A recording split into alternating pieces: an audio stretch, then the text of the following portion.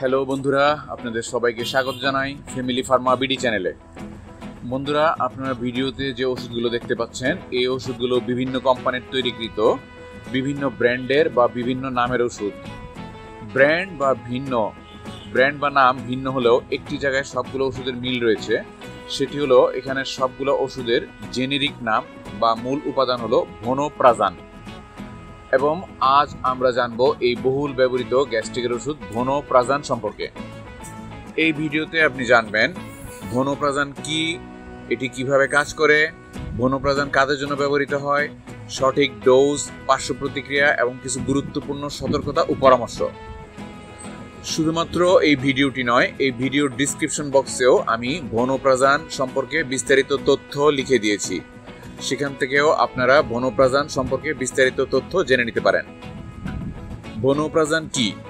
ভোনোপ্রাজান একটি পটাশিয়াম প্রতিযোগী acid blocker অথবা পটাশিয়াম কম্পিটিটিভ অ্যাসিড ব্লকার বা পিসিএবি শ্রেণীর ওষুধ। এটি গ্যাস্ট্রিক অ্যাসিড তৈরি হওয়া বন্ধ করতে সাহায্য করে। এটি মূলত একটি বিকল্প ও আধুনিক সমাধান যা প্রোটন পাম্প ইনহিবিটর বা পিপিআই যেমন ওমেপ্রাজল বা এসওমেপ্রাজলের থেকে অনেক দ্রুত ও দীর্ঘ সময় ধরে কাজ করে।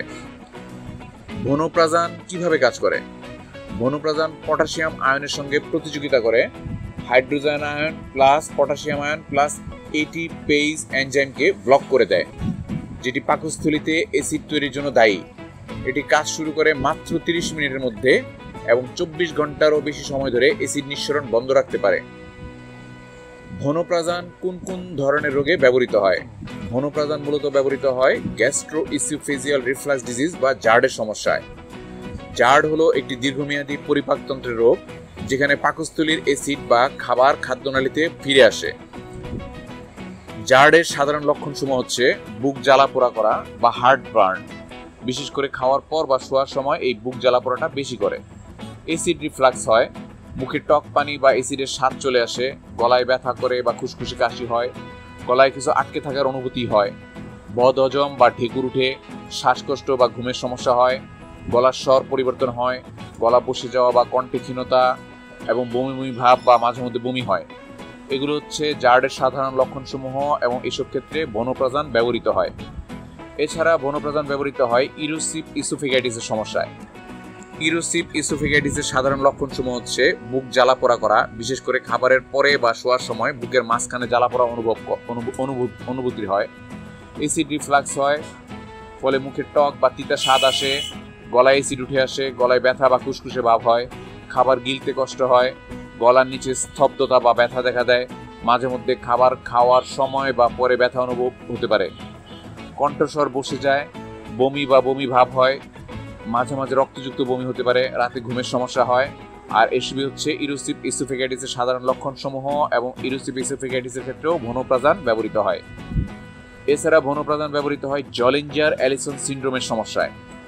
জলিঞ্জার অ্যালিসন সিন্ড্রোমের সাধারণ লক্ষণসমূহ হচ্ছে পেটের মাঝখানে বা উপরের দিকে জ্বালা পোড়া হয়, ব্যথা হয়, অতিরিক্ত অ্যাসিড হজম প্রক্রিয়ায় বাধা দেয়, ফলে ফ্যাট ও পুষ্টি সঠিকভাবে শোষিত হয় না, ফলে ডায়রিয়া দেখা দেয়, খাবার হজমের সমস্যা হয়, বদহজম দেখা দেয়, টক ঢেকুর উঠে বা অ্যাসিড রিফ্লাক্স হয়, শরীরের ওজন হ্রাস পায়, বমি বা রক্ত বমি হয়, রক্তযুক্ত মল যায়।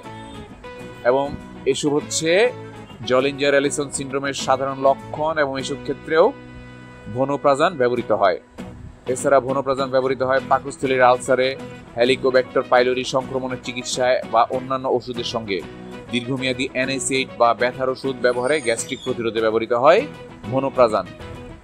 ভোনোপ্রাজানের সঠিক ডোজ ও খাওয়ার নিয়ম: সাধারণত দিনে একবার খাওয়া হয়, খাবারের আগে বা পরে খাওয়া যায়।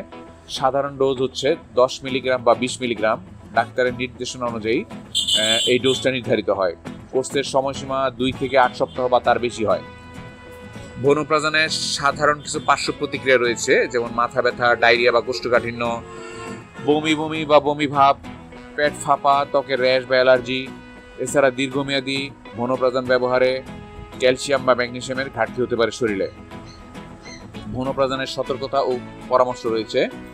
গর্ভবতী ও স্তন্যদানকারী মায়েদের ক্ষেত্রে ডাক্তারের পরামর্শ ছাড়া গ্রহণ করা উচিত নয়। লিভার বা কিডনির অসুস্থতা থাকলে সতর্কতা প্রয়োজন। নিজে থেকে কখনোই ভোনোপ্রাজান শুরু বা বন্ধ করবেন না। দীর্ঘদিন সেবনে সময় ক্যালসিয়াম বা ভিটামিন B12 ও ম্যাগনেসিয়ামের পর্যবেক্ষণ করুন এবং পরীক্ষা করুন। একটি গুরুত্বপূর্ণ বার্তা রয়েছে, এই ভিডিওটি শুধুমাত্র শিক্ষামূলক উদ্দেশ্যে তৈরি।